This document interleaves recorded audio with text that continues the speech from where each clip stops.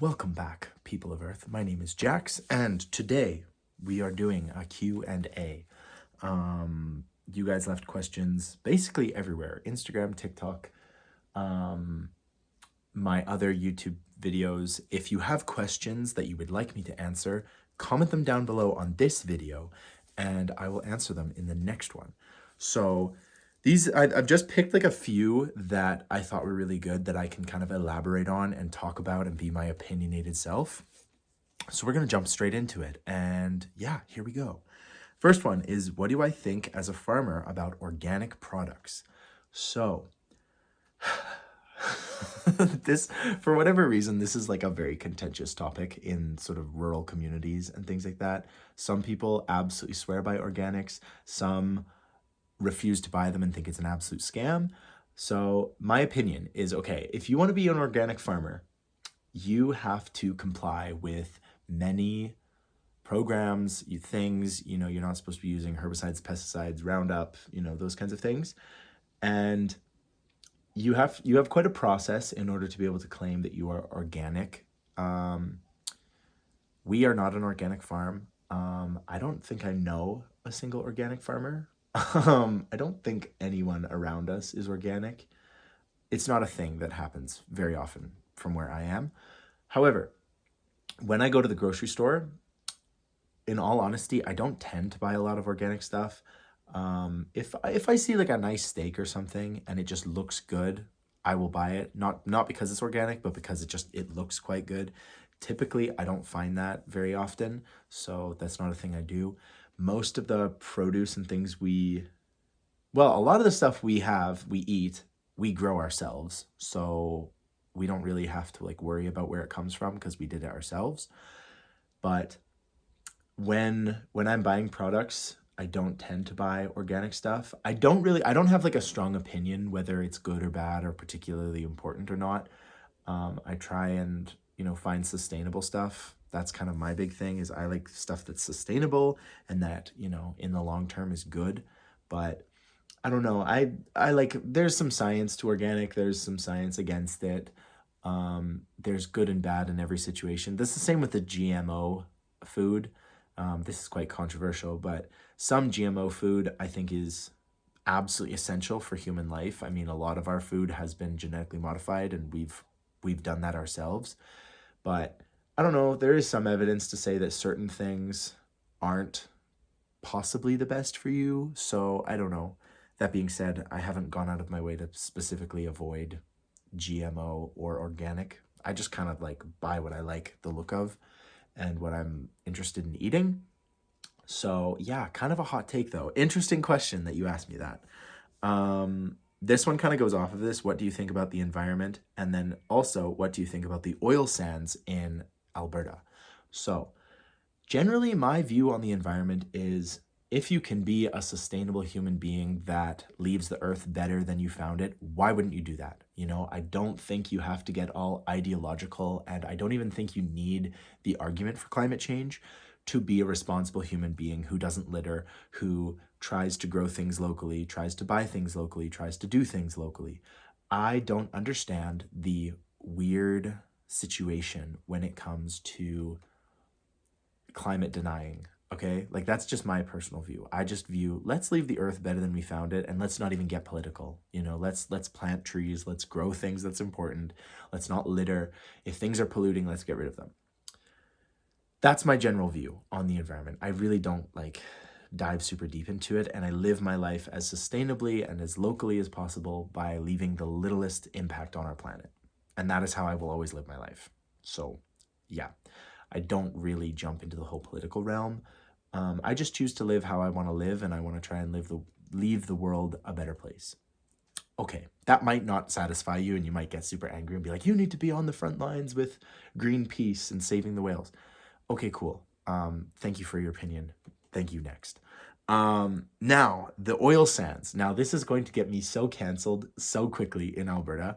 But so if you don't know, the Alberta oil sands, often derogatorily called the tar sands. So I know right away, I know this person's perspective because they've called it the oil sands. Whereas if you didn't like them, you would call them the tar sands.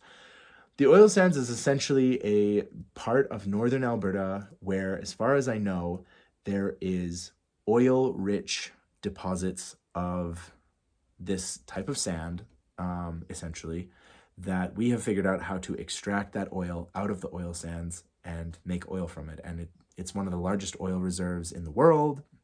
Um, it provides a huge amount of money for the Alberta economy, all of this stuff.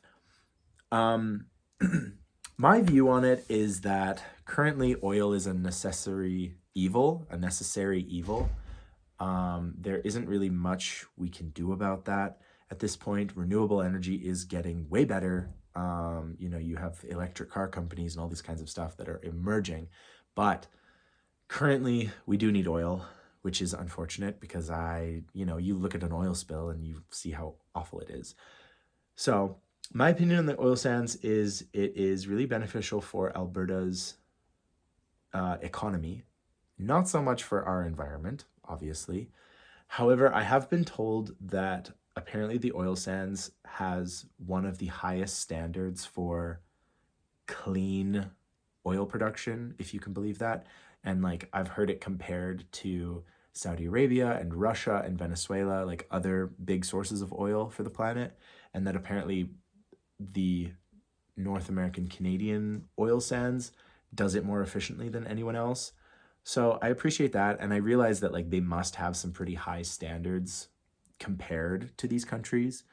So if you're going to get your oil, hopefully you're getting it from a place that is sustainable. And apparently there are programs in place through the oil sands that once they're done extracting all that oil up there, they plan on like reverting the land back to exactly how they found it. I don't know if that's going to happen. Who knows? But apparently that's kind of the idea. So again, not super political. I would like to never have to use oil, but it heats our homes, it runs our cars, it like moves our industry. Like we would not have this many people on the planet if we couldn't use oil to fund our transportation for moving all these goods and services around. And do not come for me unless okay, the only people that are allowed to really criticize everything I've just said is if you live in a shack in the middle of the forest and you make all your own food and you have never ridden in a car, a plane, a train, a boat, then go ahead, criticize me. If you are a druid, if you live in the forest and you truly have zero impact on the environment, awesome. Feel free to criticize me. But if you are a genuine human who is trying to do their best with whatever money and resources that they have, and you're just trying to get along, I totally get it. I get it. It's hard. It's hard to be a cog in the machine when the machine feels like it's hurting the earth. So yeah, that's like my existential dread and my overthinking ADD brain when it comes to like something as controversial as oil. So yeah. Anyway, how did I discover mindfulness and the way that I currently live my life? The biggest inspiration was the Tao Te Ching, ancient Taoist philosophy from China, 2,000 years old, written by a monk called Lao Tzu. That really started my whole progression into mindfulness, spirituality, going with the flow, living my life positively, trying to affect my environment positively and be there for my friends and family. That was the absolute catalyst. And so if you're looking for a book, I cannot recommend that one. I try and read it once a day or once every few days. Is there anything you have dreamed of doing that I haven't yet done? Not a whole lot. There's a few places on the planet I would like to see before I go. If I don't see them in person, I'm okay because I've seen them in high definition on my television, which I think is darn close. I think it's amazing, like some of the documentaries and stuff we can watch. So yeah, I haven't had the opportunity to travel to some of these places. I'm specifically thinking of like Japan, New Zealand, Australia, South Africa. I'd really like to go to Brazil, maybe Peru and Chile. The Galapagos Islands would be like amazing, but I would only go if I could go like ethically, and I don't want to be like, because a lot of tourism is like really bad for the earth. So I would only go if I knew that I was helping conservation and not hurting it. I would like to go skydiving. That's a thing that I've dreamed of that I haven't yet done. I was supposed to go this year, but life got crazy, and that's okay. Life gets crazy. Yeah. Is there anything else that I've dreamed of doing? I don't think so. Usually when I dream of something, I'm like, oh, I want to do this. I like make a plan and I do it. So largely there isn't. There's a few like minor things. I'd like to interview my grandparents again and get like some more of their stories and stuff. But I have like plans to do that stuff, so I'm gonna do that. Am I superstitious? Okay, so no, but yes. I don't really believe in any of like the walking under a ladder or seeing a black cat or whatever. However, if there is a ladder and I have two options of I can either walk under it or I can walk around it, I will walk around it. I don't care. Like, even if I know it's just a ladder sitting on a wall, I choose not to walk under a ladder. And so like I'm not superstitious, but at the same time, I'm also like, why would I risk it? Why would I risk anything? You know, like if a mirror, like if I have the option to break a mirror or not break a mirror, I will not break a mirror, specifically because I don't want to test it. I don't want to risk that, you know? There's no point. So, yeah. If I got a tattoo, what would it be? Now, I think I've told you guys this, but I would really like to get a little like half-built sandcastle on my shoulder with the lyrics, I can build a castle out of all the bricks they threw at me, which is a Taylor Swift lyric because I'm a super white basic boy. But I think that'd be really cute, like a half-built castle and then like a brick in midair getting like thrown towards the castle. And it's, yeah, I could build a castle with all the bricks they threw. I think that would be really cute. And it's like my inner Swiftie. So yeah. What is my favorite topic to talk about? Probably like mindfulness, spirituality, where we go when we die,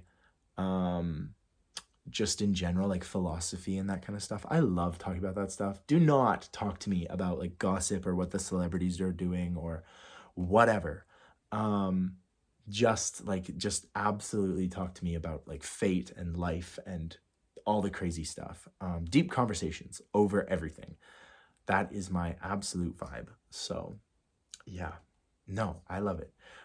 Thank you guys for watching. If you've made it all, thank you for absorbing my controversial opinions. I will say, like, I am open to being persuaded on everything I've just said. These are the current things that I believe and the current things I have in my head based on knowledge and the people in my life and just how I see the world. So if something like really disagreed with you, I'm curious why it disagreed with you. And if you can convince me otherwise, I am open to changing them. That being said, a lot of this stuff is just my personal likes and interests and my view. So yeah, I hope you enjoyed. Leave your comments and questions down below because I will be doing another one of these in 2 or 3 weeks. And yeah, guys, I hope you have a beautiful day, a beautiful life. Seize the day, go out and do something you've never done before, try something you've always wanted to try, and take a deep breath. You know, life's too short. Just do what you want to do. Yeah, I love you guys, and I will talk to you guys tomorrow.